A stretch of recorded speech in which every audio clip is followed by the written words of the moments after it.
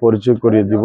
আপনারা আমার সঙ্গে আসুন, দেখেন আমাদের মাঝ থেকে যে হারিয়ে যাওয়া অনেক লোক সাংস্কৃতিকের অনেক যন্ত্রপাতি যা হারিয়ে বিলীন হয়ে গেছে, তা এই জায়গায় সংরক্ষিত আছে, এই জাদুঘরে সংরক্ষিত আছে। আপনারা আমার সঙ্গে চলুন, আপনাদেরকে আমি ঘুরে ঘুরে সব দেখাবো।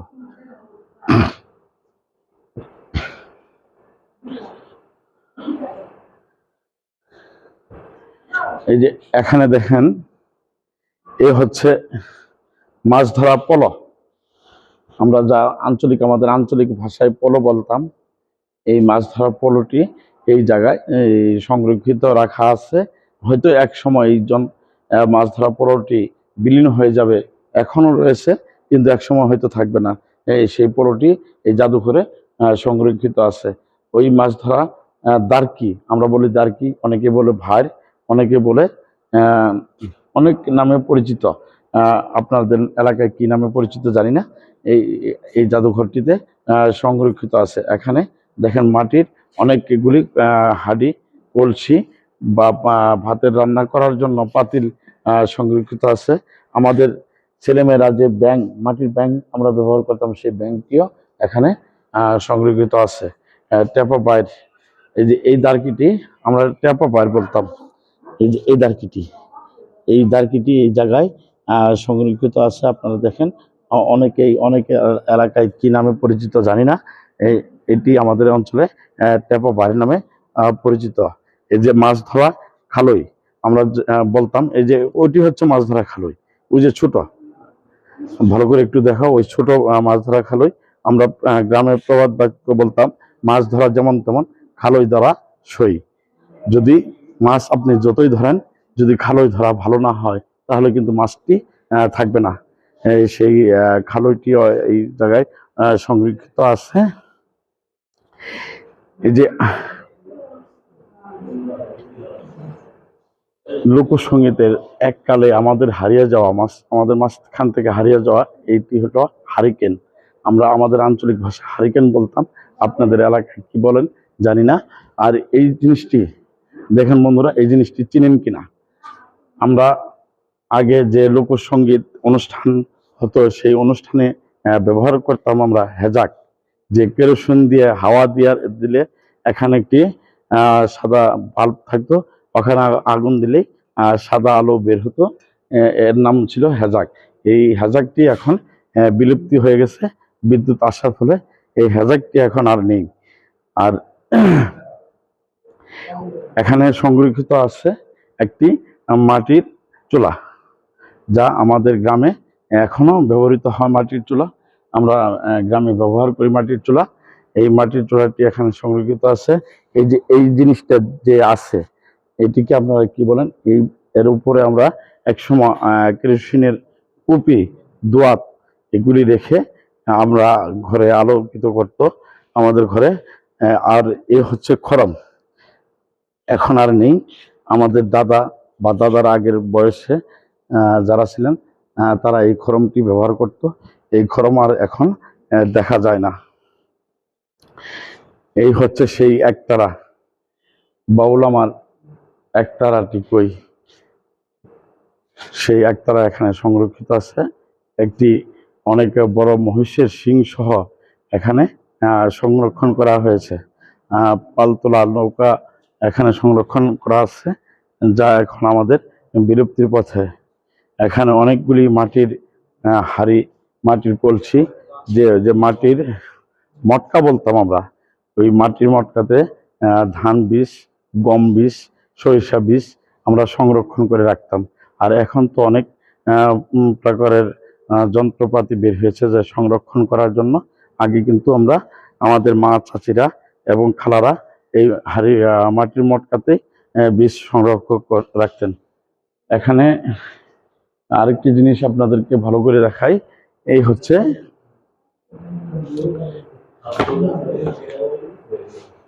এই জিনিসটা কি, আপনারা ভালো করে দেখেন, এই জিনিসটা চিনতে পারেন কিনা। এটা আমরা অনেক এলাকায় বলে তল ছাপানি, আবার অনেক এলাকায় বলে কুলা, আবার বিভিন্ন অঞ্চলে বিভিন্ন নামে পরিচিত। আপনাদের এলাকায় কি নামে পরিচিত জানি না। এইটিও এখন বিলুপ্তির পথে। আরো অনেক কিছু এখানে সংরক্ষণ আছেন। এই যে দেখেন,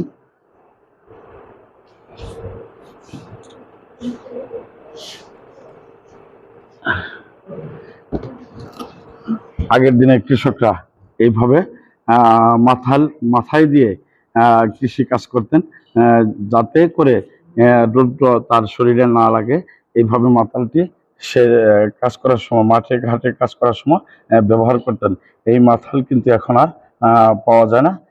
এই মাথালটিও এখন বিলুপ্তির পথে।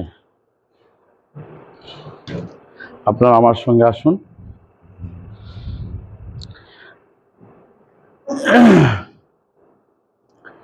এখানে যে গরুর গাড়ির কাঠের চাকা, গরুর গাড়িতে আগে এই কাঠের চাকা ব্যবহৃত হতো। এই গরুর গাড়ি রয়েছে এখন, এখন কিন্তু সেই আর আগের মতো কাঠের চাকা নেই। এই যে এটি হচ্ছে পিঞ্জিরা, আমরা বলি পিঞ্জিরা, মন পিঞ্জিরা, যাকে আমরা গানের অনেকগুলি গান, এই পিঞ্জিরা নিয়ে অনেক গান প্রকাশ হয়েছে, বের হয়েছে। পাখি ধরার পরে এই পিঞ্জিরা তার রেখে পোষ মানানো হয়, সেই পিঞ্জিরা। এ হচ্ছে ঢোল, এটা ঢোল না, ঢোল, এটা ঢোল একটি সংরক্ষণ করা হয়েছে। খাটের নকশি। আর হলো আপনার এখানে এই যে হাত করাত, এখন তো শ্রমিল আসার পর থেকে এই করাতগুলি আর দেখা যায় না। আমরা আগে দেখতাম ছোট থাকতে যে মাচা করে কাঠ উপরে লাগিয়ে আপনার এই করাত দিয়ে মানুষে টানতেন এবং কাঠ কাটতেন, কাঠের তক্তা করতেন, যা খাট পালঙ্গে ব্যবহার হতো। এই হচ্ছে সেই যুগের হুক্কা। এখন আর সেই হুক্কা আর নেই, যে কাজ করার পরে 2 টান হুক্কা খেয়ে মানুষে আবার কাজ করতেন আর হুক্কুর হুক্কুর করে কাশতেন। সেই হুক্কা টিও এখন এই জায়গায় স্থান পেয়েছে। এখন আপনারা দেখাচ্ছি আমাদের দেশে লাঙ্গল এবং জুমাল। আগে যে আমরা নাঙ্গল জুমাল দিয়ে গরু দিয়ে হাল চাষ করতাম, এখন ট্রাক্টর, বড় বড় গাড়ি যন্ত্রে বের হওয়াতে সেই নাঙ্গলগুলি এখন বিলুপ্ত হয়ে গেছে। এই নাঙ্গলগুলি আর দেখা যায় না। এই হচ্ছে নাংলা। আমরা এই যে বড় আকারের এইটি হচ্ছে নাংলা।